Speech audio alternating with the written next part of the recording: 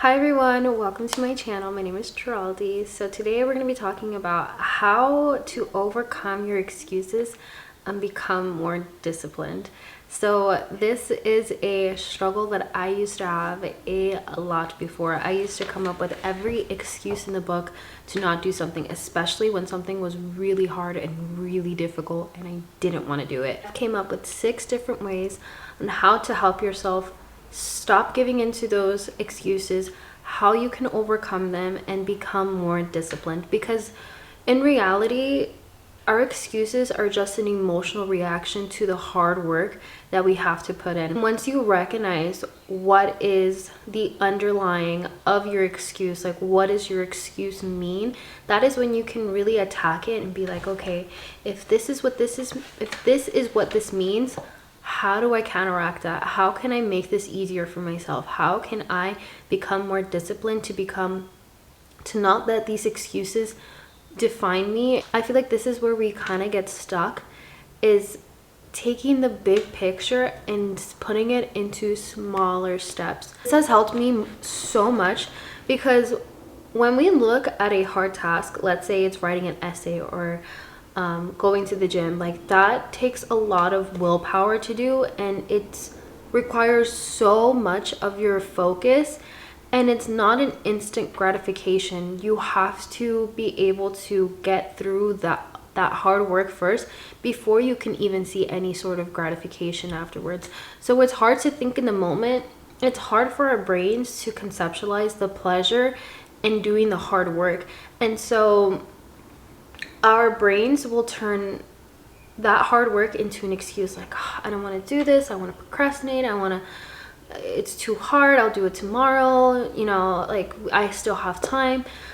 We start putting up protections for ourselves to not overcome that fear of, oh crap, to the gym and I have to put in the work and I have to do all these hard things of picking up the weight, and because that's so much willpower and that takes up so much brain power, and our brains don't want to do that. Our brains want to have instant gratification. Our brains want to have that feeling of pleasure.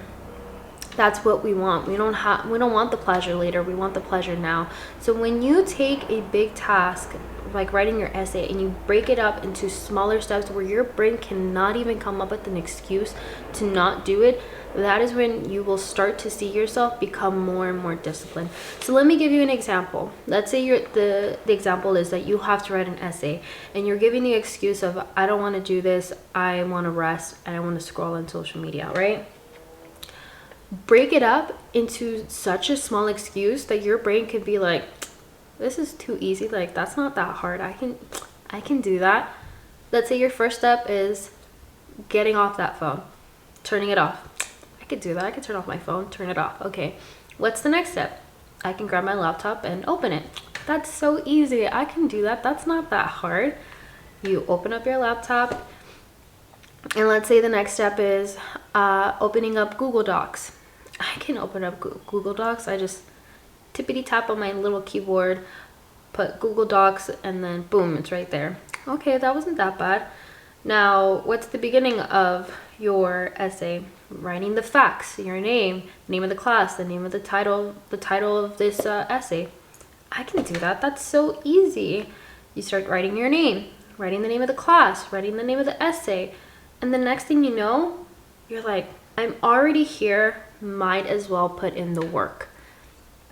That's all it takes, is just putting those big tasks that you do not want to do, and your brain is coming up every excuse in the book to not do it, and breaking it up so tiny that your brain cannot even come up with an excuse not to do it because it's so dang easy. Let's give another example of going to the gym, because that's one where I felt a lot, where I failed a lot, is getting to the gym, right, and putting in the work. So what's the first step of going to the gym? I need to grab my workout clothes. Okay, I can get my workout clothes and put them on. Like, I can pick out a cute little outfit. That's pretty fun. That's pretty pleasurable. What's the next step? Putting on my shoes. Oh, I can put on my shoes. My shoes isn't that hard. I put on my shoes every single day. What's next? Grabbing my keys. Okay, I can grab my keys and I can grab my wallet and my water bottle. That's not that hard. Okay, what's next? Getting in my car. Getting in my car isn't that hard. I can get in my car. Let's go. Let's get in my car. And then what's the next step after that? Driving to the gym. Okay, I could drive to the gym. And once you drive at the gym and you park and you're like there, it's so easy just to give in because you're like, I'm already here. Might as well go inside. So you go inside and you start doing the work because there's nothing else there other than just working out. There's no other distractions other than your phone. But what are you gonna do? Just stand there on your phone while everybody else is working out? No. The fact that everybody in there is working out with you is gonna motivate you more to want to work out as well. Again, there's nothing else for you to do there other than just to work out. So breaking up your big goal, your big task, and putting it into smaller steps that your brain can't come up with the excuses, that is where you're going to start seeing the change in the way that you see things. And you're going to notice that your brain wins a lot of the times. You know what you have to do. It's having to trick your brain into wanting to do it with you. So number 2 is challenging your excuses. Like I said in the beginning, an excuse is just an emotional reaction to what the hard work is. So you have to ask yourself this question: is my excuse a legitimate reason, or am I just trying to avoid responsibility and discomfort? Seeing your excuses for what they are. That could mean I'm making the excuse of not going to the gym because I don't want to look stupid in front of everybody. Is that a legitimate reason, or is that just avoiding discomfort? What I hear is that you're trying to avoid discomfort. Now, in order for you not to look stupid in front of everybody is to practice. How do you practice this? By going to the gym. We hear this a lot. Everybody is stuck inside their own little world. They're not thinking about you. They're not thinking about, oh, you're doing that set wrong, or hey, like why have you been on the treadmill for 30 minutes? Why haven't you picked up the weight? No one's thinking that. I'm not even looking at anybody else because I feel self-conscious of myself. I'm not looking at you and you're not looking at me. Everyone's in their own little zone. They all have headphones on. They're all thinking about their own things, their own workouts, what they have to do afterwards, reflecting on the day. Everyone has a different thought. They're not thinking, oh yeah, look at that guy. That guy is doing that workout wrong. They may think it, but the thing is that you won't get better unless you practice it. For example, another excuse for writing your essay, let's say you have to write it and you tell yourself like, oh, I'll have time later. I could do this later. So again, is that a legitimate reason? Like, can you actually do this later? I mean, technically you can, but wouldn't it feel a lot more better getting it done now than having more free time later and not having to stress and worry about it later? Stress causes stress lines, wrinkles. Nobody wants that. So it's better just to get it done now and to get it done early. That way you're not stressing about it later. To me, that sounds like you're avoiding responsibility. You don't want to be responsible for your exam. You want to let future you be responsible for that. But the thing about that is you need to challenge that excuse. I do have time later, but I have time now as well. I can get this done now, and my future self will thank me for that. Because what if something comes up later? What if some challenge happens in the future where, let's say, your laptop doesn't work or your internet goes out for a week? You don't know what happens in the future. The thing is that you know what's happening now, and you have time now, and you can get it done now. You just have to overcome that excuse and overcome that responsibility. Break it down to such a small step that you can accomplish it, that it's not that hard of a task to do. Challenge that excuse and think to yourself, if I just get this done now, I don't have to worry about it later. Because again, what if something happens later? What if an obstacle comes and that eats away your time? And then you have another challenge. It's, how am I going to get this done? I urge you to challenge your excuses and to ask yourself, is this a legitimate reason, or am I just avoiding responsibility and discomfort when you're in the middle of wanting to procrastinate? Number 3 is to practice self-discipline. So to become disciplined, you have to practice self-discipline. This is the moment to train yourself to follow through with your commitments. If you wrote it down in your planner that you're going to complete your essay this week, or that you were going to go to the gym 3 times this week, self-discipline is by training yourself to complete those tasks this week, to show up for yourself, to check that off of your checklist and being like, I did this week, I can do it every single week. I wrote my essay, I'm gonna get my goal of getting straight A's for the week. It's showing up for yourself and following through with your word. Not lying to yourself, not giving yourself an excuse to not do it. It's consistently following through with your word. And then that's when you're going to start to learn to trust yourself a lot more. To trust yourself that if something difficult and something challenging comes up ahead, that you know exactly what to do, and you're going to face this fear of accomplishing something right in the face and be like, I'm not afraid of you. I'm going to do this. I'm going to accomplish this. The monster that I see in the mirror is not going to get to me. I'm going to look you right in the face. I'm going to get it done, and you're going to be gone. It's going to be over with. That fear, that discomfort, that avoiding responsibility is going to disappear. It's going to, once it's completed, it's done. You won't feel that feeling anymore. But when you're waiting and waiting and waiting and waiting, all of that anxiety and intention is just building and building and building until you have that deadline, until you have to complete it. Summer's coming up, and you're not going to be able to cover yourself in sweaters. So you're going to have to show your arms, you're going to have to show your stomach. And if you're not in the right place to feel comfortable with yourself, it's going to be already too late because the summer's here. The deadline for your assignments, if you want to get straight A's, there's a deadline to submit those assignments, and they're going to come. If you keep avoiding, the less time that you have in order to complete it and turn in quality work that's going to get you a straight A for the semester.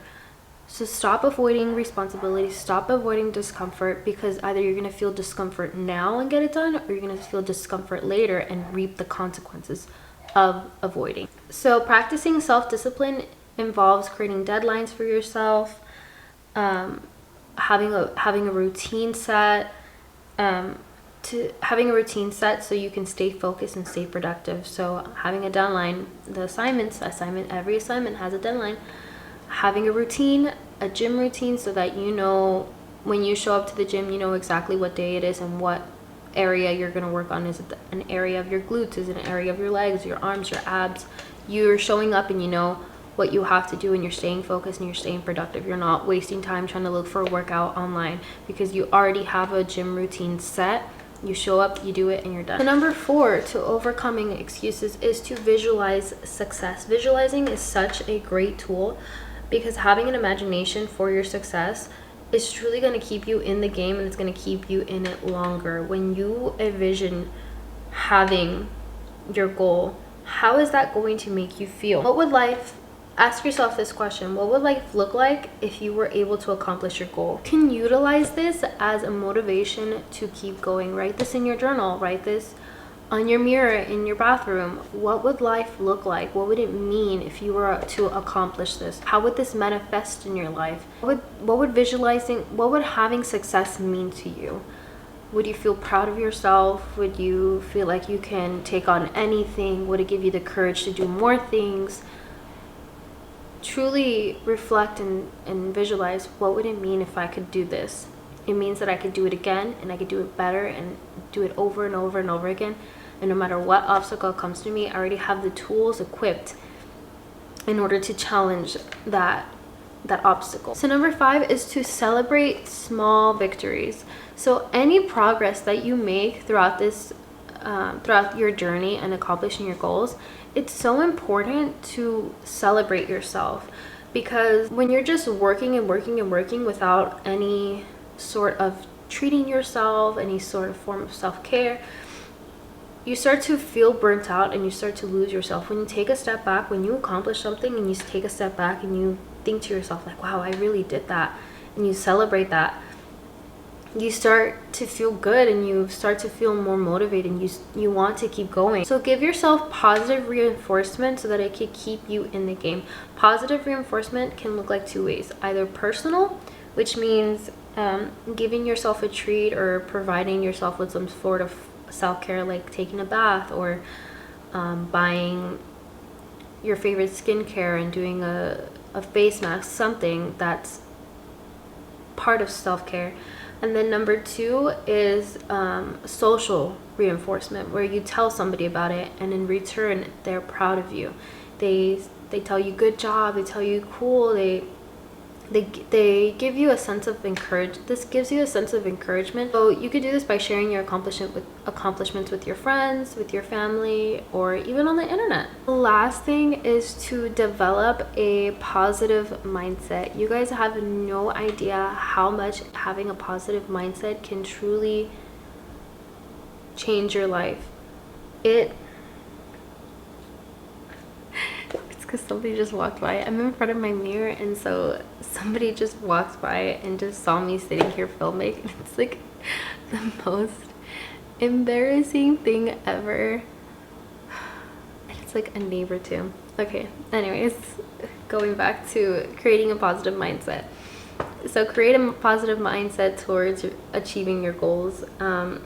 When you have negative thoughts, when you start thinking negatively of like, oh, I'm not going to get this, I'm not going to do this, I'm not going to accomplish this, I'm not going to get my straight A's, then you're just going to lose that motivation and you're going to lose that discipline that you're trying so hard to get, when you're just picking at yourself and telling yourself you're not good enough to accomplish the goals that you're setting out for yourself. Because in reality, everybody is good enough for their goals. They just need the right tools and the right skills in order to accomplish it.